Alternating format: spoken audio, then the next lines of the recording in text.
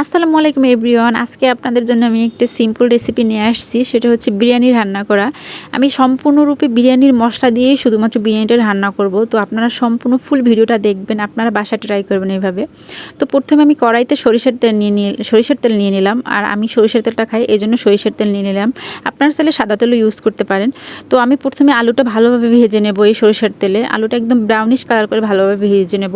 আলুটা ভালোভাবে ভাজতে হবে, নয়তো আলুটা কিন্তু কাঁচা থেকে যাবে।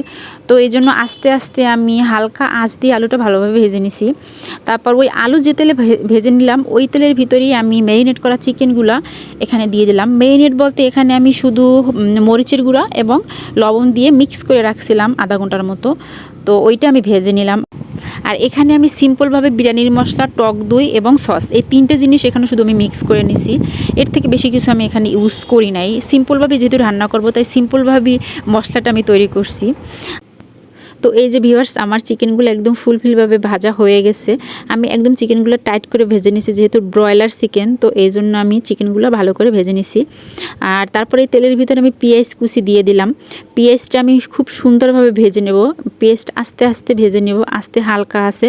এটা আমি পেঁয়াজের বেরেস্তা করব। তো পেঁয়াজের বেরেস্তা করে তারপর অর্ধেক পেঁয়াজ আমি তুলে রাখবো, আর অর্ধেক পেঁয়াজ দিয়ে আমি চিকেনটা কষাবো। তো এই যে আমি তুলে নিলাম পেঁয়াজের বেরেস্তাগুলো, এগুলো বিরিয়ানির উপরে দেওয়া হবে যখন রান্না হবে শেষে। তো এই জন্য আমি অর্ধেক পেঁয়াজ তুলে নিলাম, অর্ধেক বেরেস্তা আমি তুলে নিলাম। আর তারপর আমি পেঁয়াজ বেরেস্তার ভিতরে আমি আদা রসুন ব্লেন্ড করে রাখছিলাম, তো ওইটা দিয়ে দিলাম, ওইটা কষাই নিছি। তারপর আমি যে বিরিয়ানির মশলাটা মিক্স করে রাখছিলাম সব কিছু দিয়া, টক দই সস এগুলো দিয়ে যে মিক্স করে রাখছিলাম, ওইটা তারপর আদা রসুন যে কষানো হলো ওইটার ভিতরে দিয়ে দিলাম। তো সুন্দরভাবে আমি এটা কষাই নেব। তো কষানোর পর আমি চিকেন আর আলুগুলো তারপর এই আমার কষানোর মশলার ভিতরে সুন্দরভাবে ঢাইলা দেব। আর এইটা খুব ভালোভাবে কষাইতে হবে, যাতে সব মশলাগুলো চিকেনের ভিতরে, আলুর ভিতরে ঢুকে, নয়তো কিন্তু ভালো লাগবে না। চিকেনের ভিতরে যদি বিরিয়ানির মশলার ফ্লেভার, মশলাগুলো না ঢুকে তাহলে ভালো লাগবে না। তো আমি এটা ভালোভাবে কষিয়ে নেব খুব সুন্দরভাবে। তো কষিয়ে নেওয়ার পর হালকা একটু পরিমাণ পানি দেব। হালকা পরিমাণ পানি দিলে হবে কি, মশলাগুলো ভালোভাবে আলুর ভিতরে প্লাস চিকেনের ভিতরে মশলাগুলো খুব সুন্দরভাবে ঢুকে যাবে, আর খুব সুন্দর একটা কালার আসবে। যে এদের দেখেন, এটা কষানোর পর খুব সুন্দর একটা কালার আসছে। তো এই যে আমি ঢাইকে রাখছিলাম, এই জন্য আস্তে আস্তে হালকা আছে, সম্পূর্ণরূপে আসলে এটা হালকা আছে রান্না করতে হবে, নইলে কিন্তু একদম নিচে লেগে যাবে। হালকা ডিম আছে রান্না করবেন আপনারা। তো তারপর আমার চিকেনটা রান্না করা হয়ে গেছে। এখন আমি রাইস কুকারে আমি পোলাওটা তৈরি করব। যে বিরিয়ানির জন্য যে রাইসটা ওইটা আমি তৈরি করব।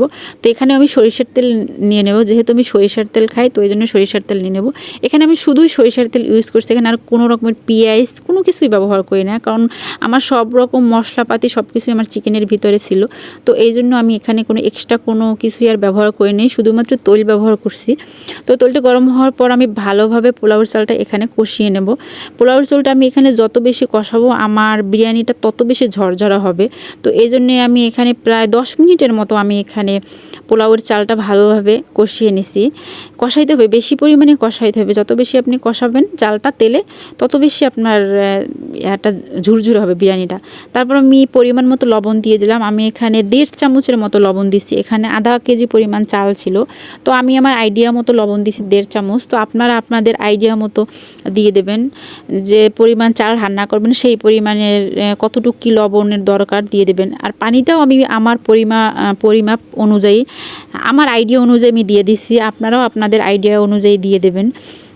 আপনারা যেরকমের রান্না করবেন, 1 কেজি রান্না করলে কতটুকু পরিমাণ পানি দিতে হয় বা না হয় এরকম বুঝে দিবেন।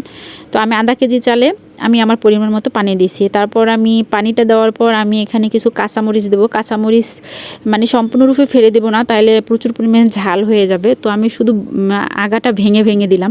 আমি শুধু ফ্লেভারের জন্য, কাঁচামরিচের একটা ফ্লেভার আসবে, খুব ভালো লাগে, তো ওইটা দিয়ে দিলাম।